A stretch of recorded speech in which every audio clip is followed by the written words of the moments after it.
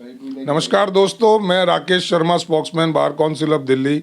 आज सबसे पहले तो मैं अपने सभी अधिवक्ता साथियों को, सभी लॉ से जुड़े हुए सभी लोगों को कॉन्स्टिट्यूशन डे की बहुत बहुत बधाई देता हूं। और आज मैंने सोचा कि आज एक ऐसी शख्सियत के साथ बातचीत की जाए जो रीढ़ है कॉन्स्टिट्यूशन की, जिसके लिए एक्चुअल में संविधान बना वो आम आदमी के लिए बना, आम भारतीय के लिए बना। और उसमें भी जो निचला दबा हुआ तबका, जो वर्कर जिसे कहा जाए, जिसे कहा जाए कि ये काम करने वाला कार्मिक, वो उन लोगों के लिए बना था। बना तो सबके लिए था, लेकिन सबसे ज़्यादा राहत उन्हीं को मिली। तो मैंने बहुत तलाश करने के बाद एक आज ऐसी शख्सियत से आपको मिलवा रहा हूँ जो लगभग पिछले 31 साल से लेबर लॉ के एक्सपर्ट तो हैं ही हैं, लेकिन मज़दूरों के लिए, छोटे कामगारों के लिए हर तरीके से लड़ रहे हैं। ना केवल कचहरी में लड़ रहे हैं, बल्कि सामाजिक फ्रंट पर लड़ रहे हैं और दूसरे फ्रंट्स पर भी, गवर्नमेंट से भी, और पूरी मुस्तैदी के साथ लगे हुए हैं ताकि उनको उनका हक मिल सके, न्याय मिल सके। मैं आज आपकी मुलाकात करा रहा हूँ श्री मुन्नालाल पांडे जी एडवोकेट से, जो इनको लोग ML पांडे जी के नाम से जानते हैं, जिनका बेस अभी 30 हजारी में है, लेकिन ये all over, not in Delhi but NCR में भी ये अपनी प्रैक्टिस कर रहे हैं, लेबर लॉ की प्रैक्टिस है। मैं थोड़ा सा इनके बारे में बता दूं बहुत ब्रीफ में कि आपका जन्म जो है 68 में, 8 फरवरी 68 को हुआ, गांव कासगंज के एक गांव लक्ष्मीपुर खुशकरी में। और खुशकरी गांव को इन्होंने सार्थक किया और हर लेबर के चेहरे पर, हर कार्मिक के चेहरे पर मुस्कान लाते हैं, उन्हें खुश करते हैं। शायद ये अपने गांव के नाम को सार्थक करने के लिए जुटे हुए हैं। मैं इनका बता दूं कि इन्होंने प्राइमरी एजुकेशन अपनी गाँव से ही ली, उसके बाद ग्रेजुएशन और पोस्ट ग्रेजुएशन किया आगरा यूनिवर्सिटी से, और आगरा यूनिवर्सिटी से ही लॉ किया इन्होंने 1990 में। और इसके बाद 93 में आप जो है बार काउंसिल ऑफ दिल्ली में एनरोल हो गए। तब से निरंतर मैं कहूँगा लगभग 31 साल इनको होने जा रहे हैं बार काउंसिल में एनरोल होने के बाद। इन्होंने लेबर की जो प्रैक्टिस है, लेबर से रिलेटेड जो मैटर्स हैं, उनकी प्रैक्टिस को प्राथमिकता दी और उसी में ये लोग रम गए, मैं कहूँ जब। और इनको एक आनंद आता है, इनकी अनुभूति होती है, इनको एक मैं कहूँ जिसके लिए बहुत लोग कम करते हैं, लेकिन इन्होंने लेबर के चेहरे पर खुशी लाने के लिए प्रैक्टिस को सीमित कर दिया लेबर लॉ तक। और मैं इतना ही बता दूं कि आप जो हैं कि लेबर लॉ एसोसिएशन के अभी हाल ही में नवंबर में 14 नवंबर को जो चुनाव हुआ, उसमें आप सेक्रेटरी भी, ऑनरेंट सेक्रेटरी यूनानिमस चुने गए, इनके कोई प्रतिद्वंदी नहीं थे। तो पांडे जी, आपका बहुत बहुत स्वागत है हमारे इस चैनल में। केसी दुबे मेरे खिलाफ हाई कोर्ट के वो ठीक है, वो उन्होंने, लेकिन नाम चारे को थे। तो मैं ये बता दूं कि ये एडवोकेट्स का ही चैनल है। इस चैनल के थ्रू एडवोकेट्स की आवाज़ को हम तमाम अपने बंधुओं के साथ पहुंचाते हैं ताकि वो प्रेरणा ले सकें, जो आपके काम हैं उनसे कुछ सीख ले सकें, और जो आने वाली जनरेशन है वो भी एक अच्छी और सही डायरेक्शन ले सके।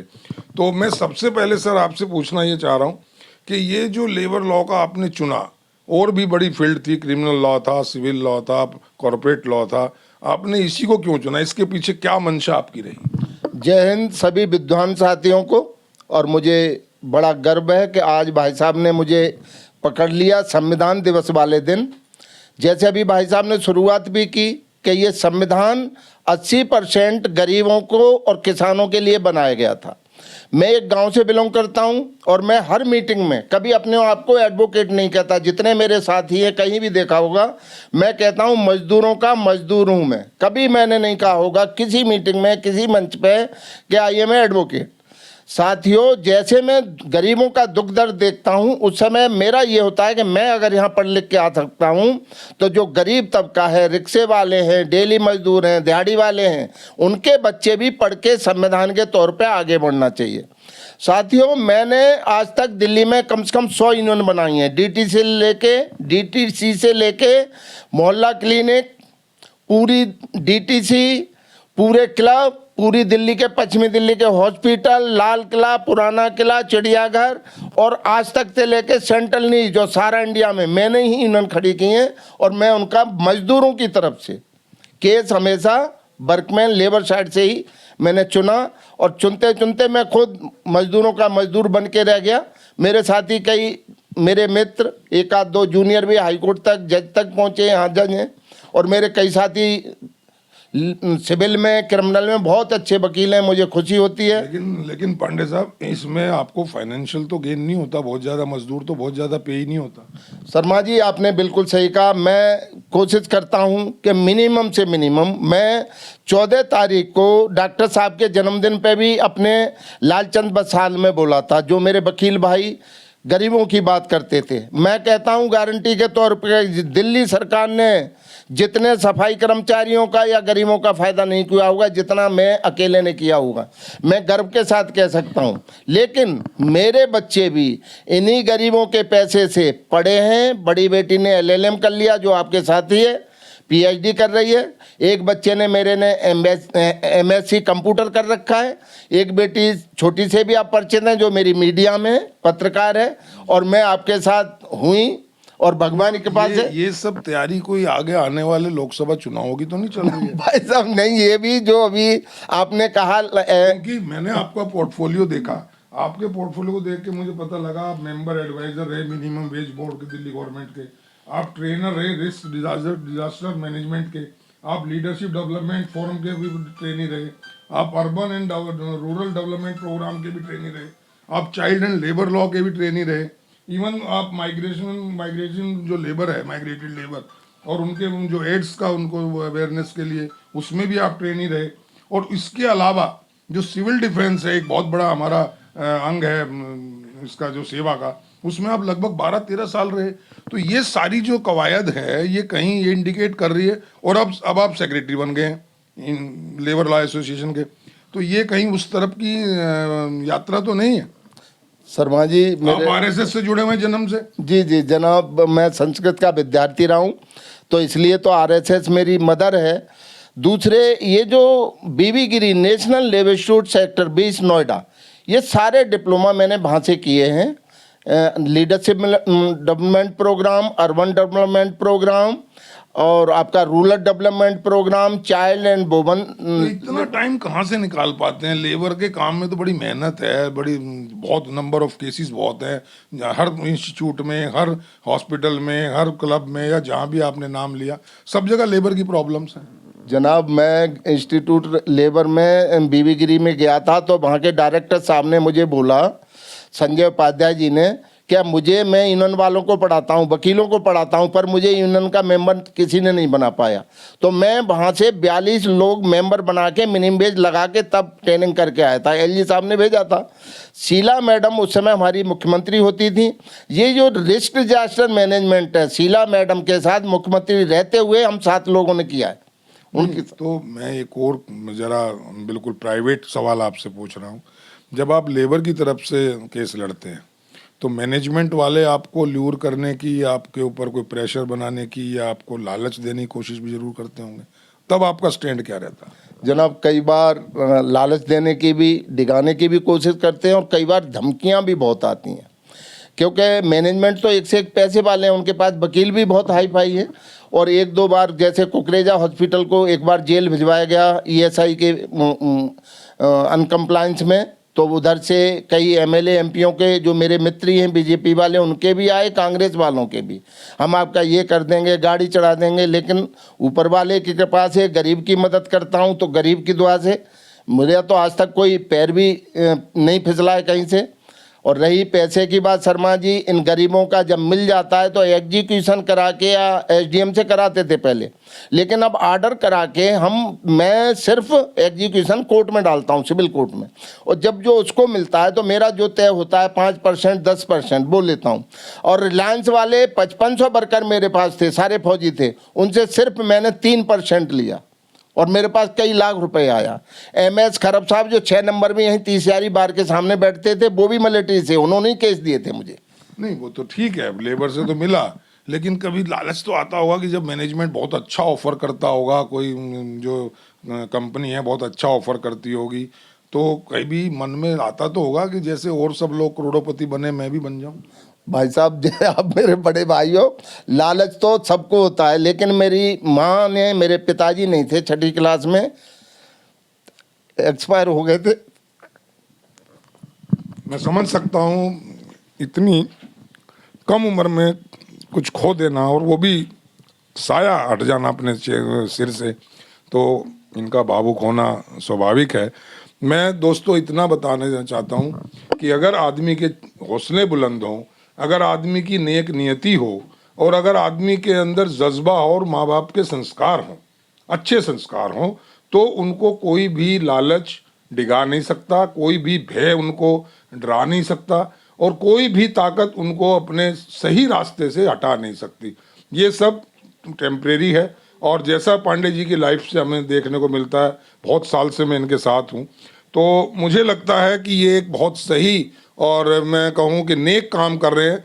जीविका के लिए पैसा थोड़ा बहुत लेते हैं, जो एक जेन्युइन है, वो लेना भी पड़ेगा, लेकिन वाकई में ये बहुत बड़ी मिसाल है कि इतना लालच दिया जाता है मैनेजमेंट की तरफ से। आपने पिक्चर्स में भी देखा होगा कि यूनियन लीडर्स को मरवा दिया जाता है, उनके ऊपर एक्सीडेंट करा दिए जाते हैं, उनकी फैमिली को तंग किया जाता है, बच्चों को तंग किया जाता है। लेकिन मैं समझता हूँ इनकी जो कमाई, जैसा इन्होंने बताया कि बड़ी बेटी जो है LLM है, PhD कर रही है और छोटी बेटी जो है वो मास कम्युनिकेशन करने के बाद रिपोर्टर है, बढ़िया एक अच्छे ओहदे पर है, और लड़के ने भी MSc किया है। तो ये सब चीज़ें, यही कमाई है। और जिसकी मैं समझता हूँ औलाद, जिसकी संतान कामयाब हो गई, उसकी ज़िंदगी भर की कमाई आ गई। तो पांडे जी, सॉरी मैंने आपको भावुक कर दिया, कुछ अंदर की बातें मैं ले गया। मैं सिर्फ अब ये जानना चाहता हूँ कि आजकल आप, थोड़ा टॉपिक चेंज कर रहा हूँ, आजकल आप पार्टीज बहुत फ्लॉट कर रहे हैं। अभी 2-3 दिन पहले आपने लालचंद वत्स हॉल में पार्टी की थी, अभी आप 28 तारीख को एक लंच आपने लॉन्च करना है। तो ये जो चीज़ें हैं, ये अपना लोगों को लुभाने के लिए हैं या कुछ इसके पीछे भी कोई गहरा मकसद है? भाई साहब, बड़े भाई हो, आपको सब कुछ वैसे तो लगभग पता ही है मेरे बारे में। तो ये जो 22 तारीख का प्रोग्राम था, जो हमारे बंधुजन एडवोकेट ग्रुप की तरफ से है, जिसमें मेरे SS त्रिपाठी जी, ML वशिष्ठ मेरे साथ हैं और आप सब लोग भी हैं, मेरे बड़े भाई हैं, प्यारे हैं सब। तो वो तो इन लोगों की वजह से मुझे एक बार स्वागत के लिए बुलाया था, जिसमें मेरे सौभाग्य से DK शर्मा जी भी बार काउंसिल से आ गए, जबकि उनको कोई मेरी तरफ से रिक्वेस्ट या निमंत्रण नहीं था। और मेरे काफ़ी विद्वान साथी रेनू मैडम भी आ गई और काफ़ी लोग आ गए और उस दिन मुझे भी बहुत गर्व हुआ। और सबसे बड़ी बात, शर्मा जी LLA को बने हुए कई साल हो गए, 30 या 40 साल। पहली बार किसी बार में लेबर लॉ एसोसिएशन की बैठक हुई है, जिसके फाउंडर मेंबर मैं, MK द्विवेदी, OP तिवारी और कई साथी रहे, जिनका स्वागत बार के हमारे वरिष्ठ अधिवक्ता विद्वान साथियों ने किया।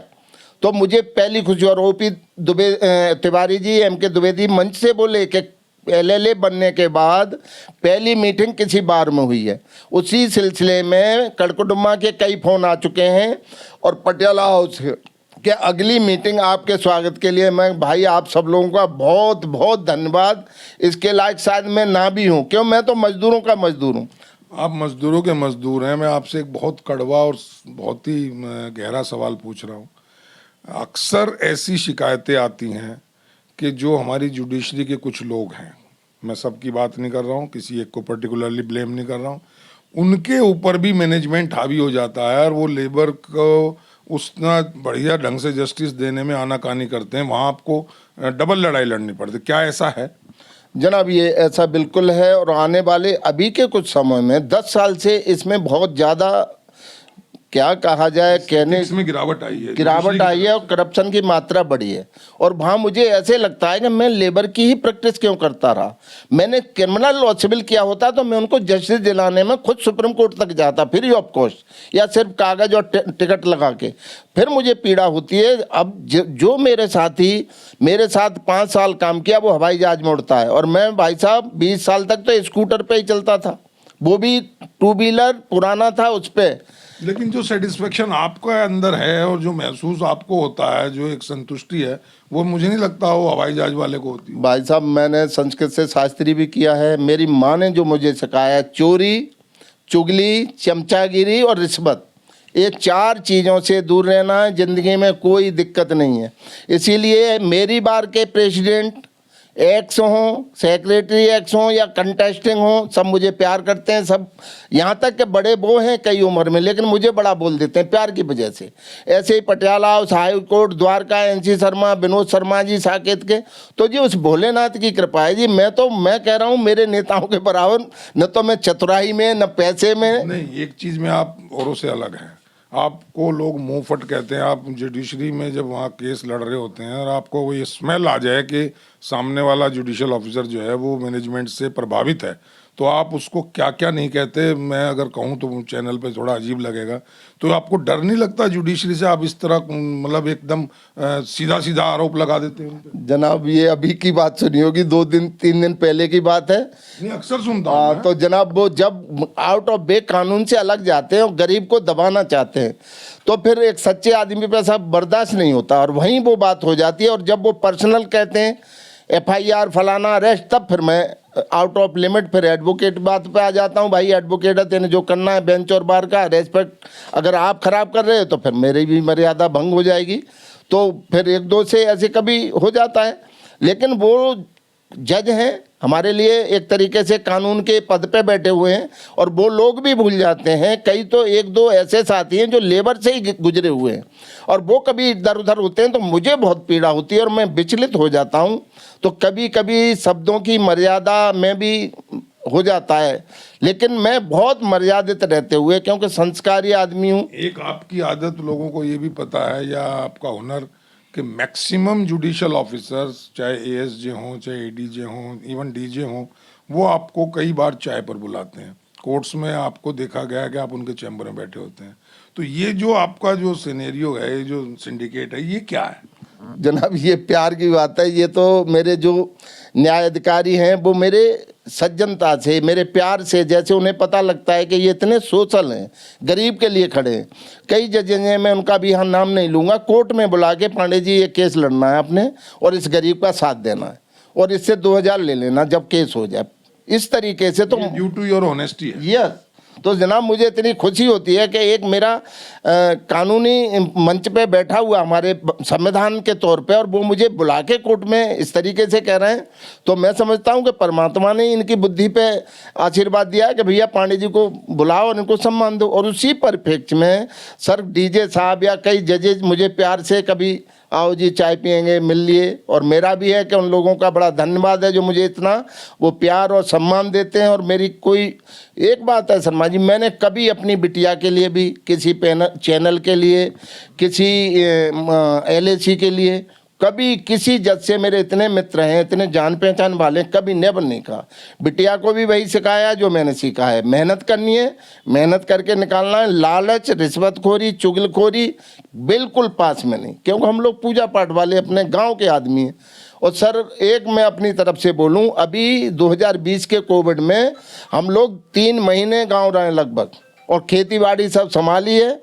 और अभी भी मैं खेती, अपनी खेती का ही गेहूँ, आलू, घी, दालें, अचार, आम सब लाके खाता हूँ और बच्चे भी मेरे मस्त होके महीने में 2-4 दिन गांव। चलिए अब अगला इंटरव्यू में जब करूंगा, जब आप मुझे भी कोई 4 वहाँ का गांव का खिलाएंगे, कुछ खिलाएंगे। आपकी बार साथियों को ले चलूंगा आम खिलाने, आम के सीजन में। बहुत अच्छा लगा आपसे बातचीत करके। एक कोई मैसेज अपने जो यंग लॉयर्स हैं उनके लिए आप कोई देना चाहें ताकि वो भी अपनी तरह नेक नीति पर चलें और एक अच्छे सफल लॉयर बने? मैं सभी साथियों का धन्यवाद करते हुए, जय हिंद, नमस्कार करते हुए, एक तो मैं ये कहना चाहूँगा कि हमेशा आप अपने कर्तव्य और ईमानदारी और निष्ठा को ना भूलें और माँ बाप के संस्कारों को विहीन ना हो। कहीं से पढ़ के आए आप, दिल्ली से या बाहर से, कहीं से भी आए, अपने संस्कार विहीन ना हो, दिल्ली की हवा में ना रमें और देश और धर्म पे चलते रहें। मेहनत करेंगे, हमारे से ही जज बनते हैं, हमारे से ही सुप्रीम कोर्ट जाते हैं। अभी जो सुप्रीम कोर्ट से रिटायर्ड जज साहब हैं, हमारी बार के 30,000 के मेंबर थे, तो हमें उनसे सबक लेना चाहिए कि जो हमारे यहाँ से हाई कोर्ट जज तक जाते हैं, तो मेरे बच्चे क्यों नहीं मेहनत किए। तो इसीलिए मैं जो बंधुजन एडवोकेट ग्रुप चलाता हूँ, मैं बच्चों से बुलवाता हूँ, सर आपने भी देखा है, और उनको मोटिवेशन करने के लिए या तो देश या धर्म की बातें करते हैं, बाकी कोई बात नहीं। और कोई, मैंने कसम खाई हुई है, ML वशिष्ठ साहब ने और मैंने, वो तो मेरे से बहुत सीनियर हैं और काफ़ी वरिष्ठ हैं, हम दोनों ने कभी बार का चुनाव नहीं लड़ना। ये तो अभी उन्होंने लेबर लॉ एसोसिएशन का सेक्रेटरी जानबूझ के किसी ने फॉर्म भर दिया और जिता दिया। तो ये है। मैं एक रिक्वेस्ट सभी साथियों से करना चाहूँगा कि LLA की तरफ से जब शर्मा जी ने एक इंटरव्यू लिया था राजू एवेन्यू कोर्ट, पिछले एक हफ्ते। तो 28 तारीख का लंच हमने कामरेड सुरजीत भवन, जो मेरे साथ एक हफ्ते झारखंड कोयले की खदान में ट्रेनिंग में रहे थे, मैं भी साथ रहा था, अजय जी रहे थे, और आपके जो लोकसभा स्पीकर बने सोमनाथ चटर्जी साहब वो रहे थे मेरे साथ, और ये कामरेड प्रकाश करात, बिंद्रा करात मेरे साथ ट्रेनिंग लिए इन्होंने आतंक पे।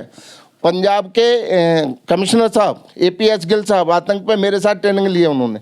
मैं तो सौभाग्य की बात है, ऐसे महान आप RSS में जुड़े, वो कम्युनिस्ट हो जी, गए। मैं ट्रेड यूनियन की तरफ से, क्योंकि मजदूरों का मैं वकील रहा। तो 28 तारीख का जो कामरेड सुरजीत भवन में हम लंच रखा गया था, वो हॉल छोटा है और बुक नहीं हुआ है, इसलिए 28 तारीख का वीरवार का जो 1 से 4 का लंच था वो LLA की तरफ से नहीं रहेगा। कृपया सभी साथी जो भी इस चैनल पे पहले सुना है वो माफ़ करें, और उस दिन का कैंसिल करके अग्रिम जो भी समय रखा जाएगा कहीं भी पोस्टपोन कर दिया। वो पोस्टपोन कर दिया, वो फिर सूचना दी जाएगी। जय हिंद, नमस्कार, जय भारत। थैंक यू पांडे जी, बहुत अच्छा लगा आप इस खास दिन पर।